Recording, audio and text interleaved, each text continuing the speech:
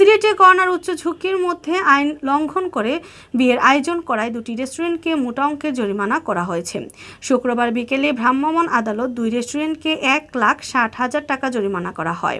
অভিযানে নেতৃত্ব দেন জেলা প্রশাসকের নির্বাহী ম্যাজিস্ট্রেট মোহাম্মদ মেজবাহ উদ্দিন জানান, করোনা মহামারীর উচ্চ সংক্রমণ ঝুঁকির মধ্যে নগরীর মিরবক্সটুলার রেইনবো চাইনিজ রেস্টুরেন্ট ও তালতলাস্থ হিলটাউন হোটেলে বিয়ের অনুষ্ঠানের আয়োজন করা হয়।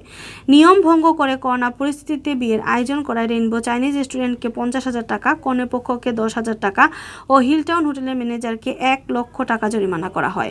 হোটেল হিলটাউনে বিয়ের অনুষ্ঠান আয়োজনকারীরা জানান, বর্তমান পরিস্থিতিতে হোটেলে বা রেস্টুরেন্টে অনুষ্ঠান করা যাবে না, এমনটি তাদের জানা ছিল না জেনেই তারা অনুষ্ঠানের আয়োজন করেছিলেন। লকডাউন আইনগুলা, এই আইনগুলা সবাই জানে না, এগুলা পাবলিককে জানানো উচিত।